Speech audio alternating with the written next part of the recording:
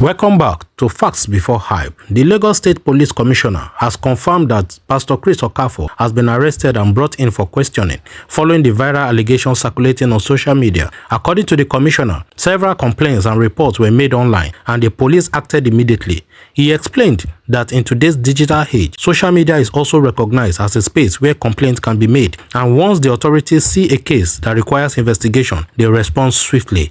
Let's have a look. So on Monday we waited for him, we didn't see him, and I directed that he should be arrested. So we waited throughout Monday, we couldn't see him, and I said, okay, go and get him, because for those offenses, you need no warrant of arrest to affect the offender.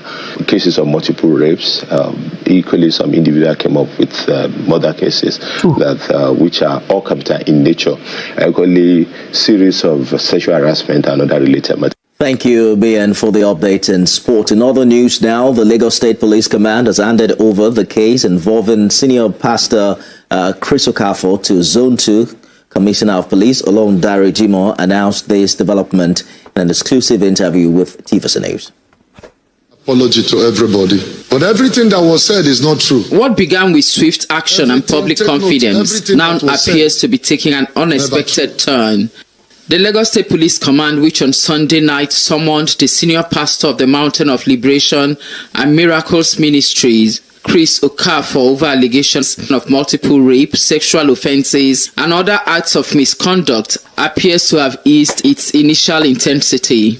Many Nigerians had expected the clergyman would honor the police invitation on Monday.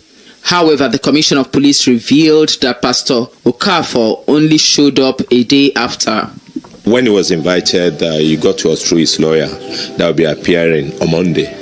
So on Monday we waited for him, we didn't see him, and I directed that he should be arrested. Subsequently, he showed up yesterday. Yes, he showed up yesterday. But that was not the only revelation. The commissioner introduced a new twist to the case, confirming that the Lagos State Police Command has now handed over the matter. We later learned that the same matter has been opened at the Zone 2 headquarters with the Assistant Inspector General of Police in charge of Zone 2, which I needed to verify, and I've verified the same, and he told me the matter is being investigated under his command for about 3 weeks now. So the AIG occupy a higher office than mine as the commander, and is my immediate supervisor since he's into the matter. So we asked him to, we handed him over back to the zone. Seeking clarity, we asked the crucial question: have any alleged victims formally stepped forward to lodge complaints against the clergyman? The social media have become a veritable space for people to lodge in their complaint. We don't no longer wait for people to come and incident the matter before we act in public interest, because if we don't, the conduct can lead to breakdown of law and order. As Nigerians anxiously await the outcome of these grave allegations, attention now shifts from Lagos State Police Command to Zone 2 Command, where the case now lies. Will this case follow the familiar path of many before it by fading quietly into silence?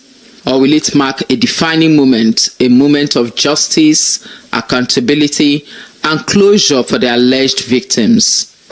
Ivy Kano, TVC News, Lagos. CP Lagos Police Command Olorundare Jimoh is still with us, and I would just like you to quickly wrap up your thoughts, and then we'll expand on other matters. Okay, thank you so much. So on the Pastor Chris Okafor issue, so we got it on the social media, what you have narrated of cases of multiple rapes, equally some individual came up with murder cases that which are all capital in nature, equally series of sexual harassment and other related matters.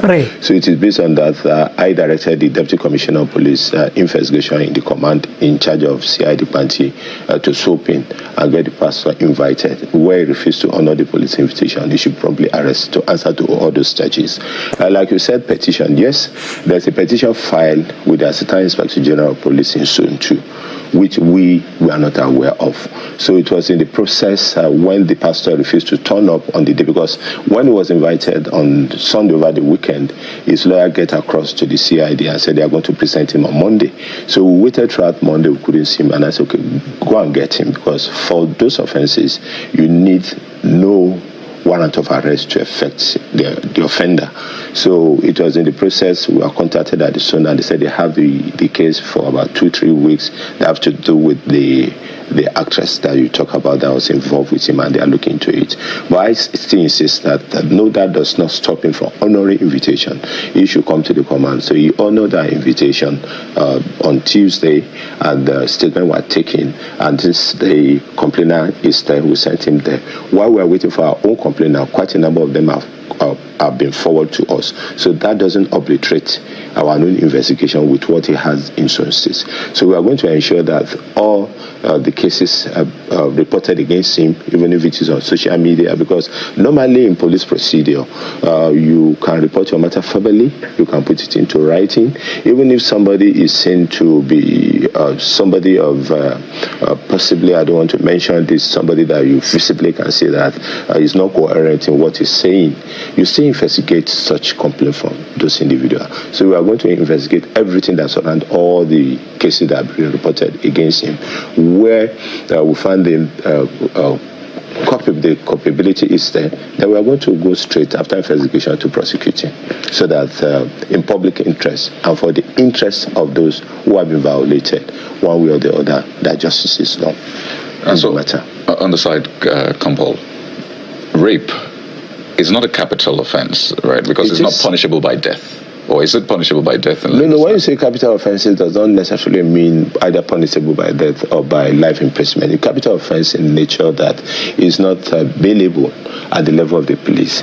And capital in the sense that when you say rape, defilement, you talk about murder, you talk about arson and others. Those are not ordinary offenses. They are capital in nature, for which the offender, if found guilty, can be death or life imprisonment. That depends on the discretion of the judge that is hearing the matter.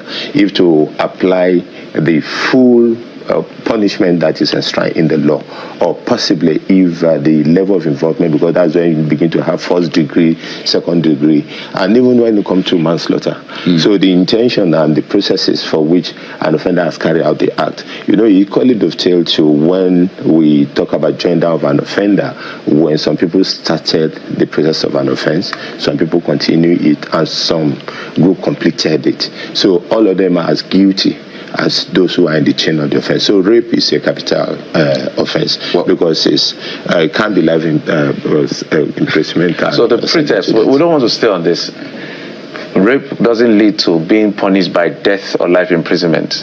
Is it possible? No, it can't. Which of the laws? No, when you rape somebody, because we're asking based for public education. That's what I'm saying. That's what I'm hearing is a capital offense. Yes, it's a capital offense where whether in the penal code, which operated in the north, or in the criminal code act, which is in the south, where you rape a victim and the victim died in the process. Okay, that's okay. Yes, it becomes a capital offense. And any injury or pain that inflicted on somebody, and the person died a year and a day after such an encounter, then it goes into murder cases. So rape is a capital offense. So in that sense, is it about semantics? What you really mean is that it's a major offense that, could be... It's not major, it's capital. There are quite a number of offenses that the law doesn't say major offenses.